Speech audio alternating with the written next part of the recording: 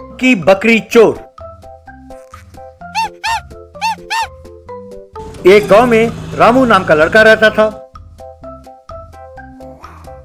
उसकी मां का देहांत हो गया तो उसके पिताजी चंदू ने विमला नाम की औरत से दूसरी शादी कर ली।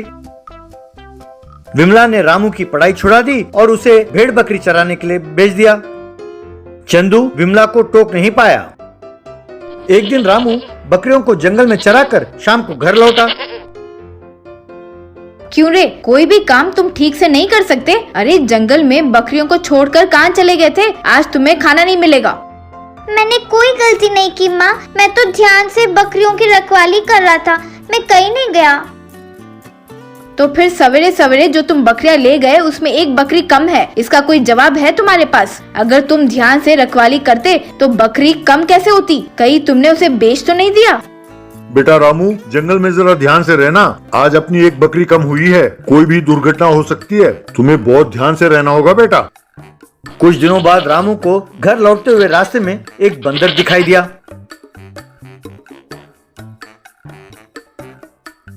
रामू उस बंदर के पास गया और देखा। अरे तुम्हें तो काफी चोट लगी हुई है, रुको अभी आता हूँ कहकर पास ही के पेड़ से कुछ पत्ते तोड़े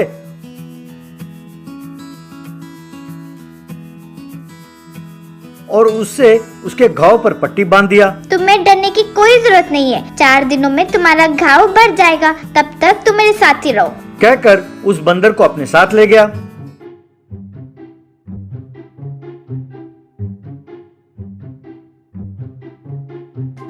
रामू के साथ बंदर को देखकर विमला, अरे इस बेकार बंदर को कहाँ से ले आए? यहाँ तुम्हारे खाने के लाले पड़े हैं और तुम एक बंदर ले आए? तुमने इस घर को कोई धर्मशाला समझ रखा है क्या? अब तुम्हारे लापरवाही के कारण हमारे पास 4 भेड़ और 3 बकरियां कम हो गई है। अब एक बंदर ले आए और अब उसका भी इलाज कराओगे? इस बंदर को जहाँ से लाए वहीं छोड़ाओ।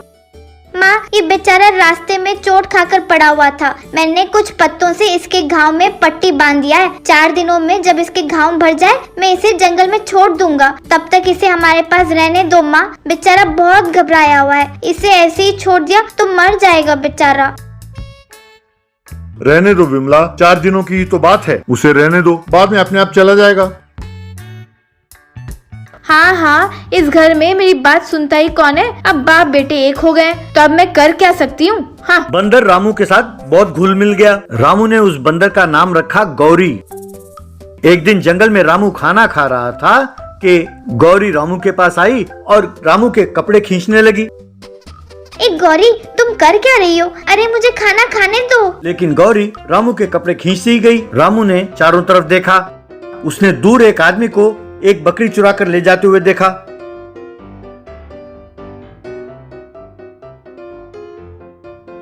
रामू और गौरी उस आदमी को ढूंढते हुए पीछा करने लगे। बहुत दूर जाने के बाद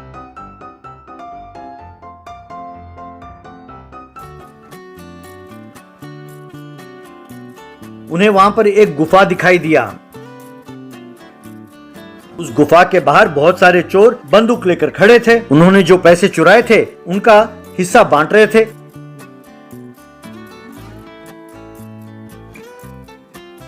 कुछ लोग पास ही बैठे चूल्हा जलाकर खाना पका रहे थे।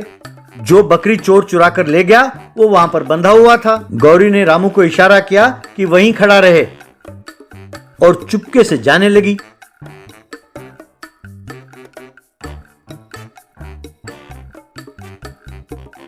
उस बकरी के साथ बंधी हुई रस्सी को खोल दिया। वो बकरी के ऊपर बैठी और रामू की ओर चलने लगी।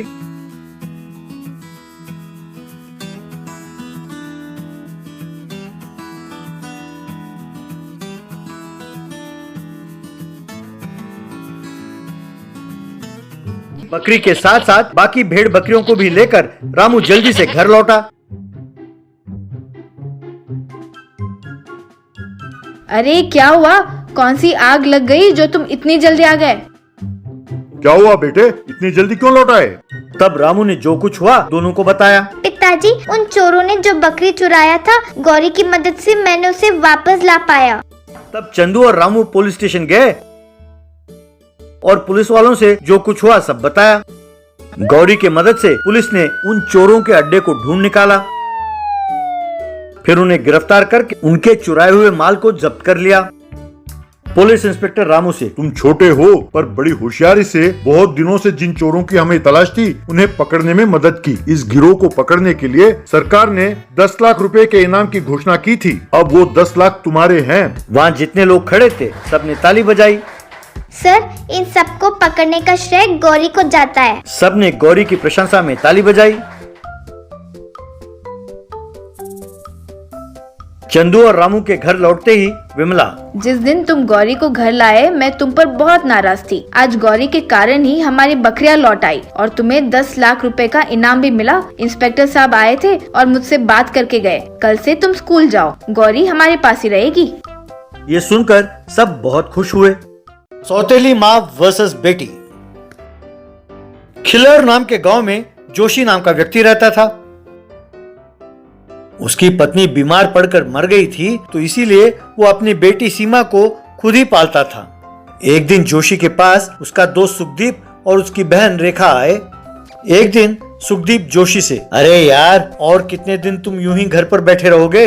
तुम एक अच्छे बिजनेसमैन हो, यूं ही घर पर बैठे रहोगे तो तुम अपने बेटी के साथ भी अन्याय करोगे। मैं तुमसे एक बात कहूँ, रेखा तुम्हें पसंद करती है, वो सीमा को अपनी सगी बेटी की तरह देखेगी। तुम उससे शादी कर लो, क्यों, क्या कहते हो? तब जोशी मान गया और उसने रेखा से शादी कर ली। कुछ समय बीत गया तो रेखा की भी बेटी हुई। तब से रेखा ने सीमा का ख्याल रखना छोड़ दिया। जोशी के बहुत कहने पर भी वो सुनती नहीं थी। एक दिन सीमा पढ़ रही थी कि रेखा और सलोनी उसके पास पहुंचे। एक चेरी प्लेट में एप्पल्स रख के खा रहा था। तब रेखा सीमा से, सीमा बेटी, क्या पढ़ रही हो? गणित पढ़ रही हूँ माँ। कल से स्कूल में एग्जाम्स है, मैं अपने क्लास में फर्स्ट आना चाहती हूँ। अच्छा, चलो अच्छा है, तुम अच्छी तरह पढ़ोगी तो अच्छे नंबर आएंगे और तुम्हारे अच्छे मार्क्स आएंगे तो तुम्हारी अच्छी नौकरी लगेगी। यहाँ आओ बेटे, मैं तुम्हें बहुत बढ़िया इनाम देती हूँ। कहकर जलते हुए लकड़ी से उसके हाथ को जलाया। तब दर्द से रोती हुई सीमा, ये क्या माँ, तुमने यूँ मेरा हाथ जला दिया। कल एग्जाम है, तुम तो जानती हो। अब मैं एग्जाम कैसे लिखूंगी? आप हमेशा कोई ना कोई बहाने करके हर रोज मुझे मारती रहती हो। मुझे इतना नाराज क्यों रहती हो मुझसे माँ? अरे गुस्सा नहीं रहूंगी तो और क्या रहूंगी कलमुई। पति पत्नी के बीच तुम कांटा बनकर घूम रही हो। मुझे तो उस दिन चैन मिलेगा जब तुम मरोगी कलमुई। मैं भी यही सोचती हूँ माँ कि तुम बाप बेटे के बीच में चुड़ैल बनकर आई हो। चाहे कुछ भी हो, मैं तुम्हारे बाद ही मरूंगी। तुम्हारी ये मजाल, तुम मुझसे जबान लड़ाती हो, मुझे मरने के लिए कहती हो। आज तुम मेरे हाथों मरोगी। कहकर सीमा को पकड़कर बहुत मारने लगी। तभी सुखदीप वहां पहुंचा और सीमा को छुड़ाकर, रेखा तुम कर क्या रही हो? तुम पगला गई हो क्या? तुमने जोशी से क्या कहकर शादी किया था और अब तुम कर क्या रही हो? यूं बेचारी नन्ही सी जान को ऐसे तकलीफ नहीं देना चाहिए। याद रहे कि तुम्हारी भी एक बेटी है। जोशी ने मुझसे कई बार शिकायत की। मैंने सोचा कोई बात नहीं, तुम बदल जाओगी। मैंने कभी सोचा नहीं था कि तुम इतनी क्रूर हो। अच्छा, अब तो पता चल गया ना, तो तुम क्या कर लोगे? देखो, तुम मेरे भाई हो इसीलिए मैं छोड़ रही हूँ, वरना उसके साथ साथ तुम्हें भी 4-5 मार देती। और तुम होते कौन हो मेरी शादी कराने? दोबारा इस घर में पांव रखा तो टांगे तोड़ दूंगी। चलो निकलो यहाँ से। तब सीमा सुखदीप के पास आई और, मामा जी, मैं भी आप ही के साथ आती हूँ, वरना माँ मुझे मार डालेगी। अरे निकलो, दोबारा घर में पांव रखा तो टांगे तोड़ डालूंगी, कलमुई कमीनी। तब सुखदीप सीमा को अपने साथ अपने घर ले गया और अपनी पत्नी पूनम को जो कुछ भी था सब बताया।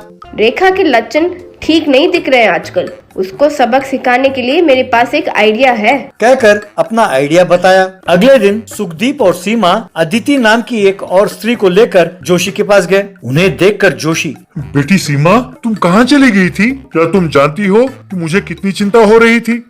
अरे तुम चिंता ना करो, वो अपने माँ को ढूंढते हुए गई थी और ये देखो अपनी माँ को लेकर आई है। अरे तू है कौन? किसी घटिया औरत को लाकर इस कलमुई की माँ कहते हो?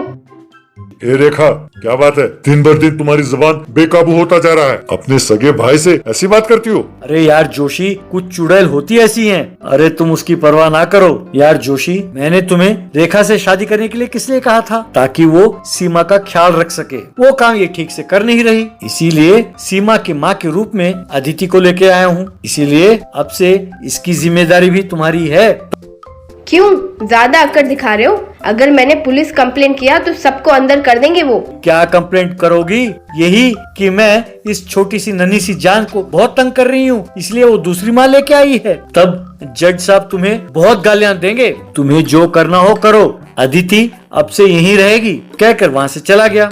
उस दिन से अदिति सीमा का ख्याल रखने लगी। अगले दिन रेखा ने सीमा और अदिति को गाली दी। बस अदिति ने रेखा को खूब मारा। वो मार खाने के बाद रेखा ने सीमा से पंगे लेना छोड़ दिया। यूं जब भी रेखा सीमा को डांटती तो अदिति रेखा को पीटती।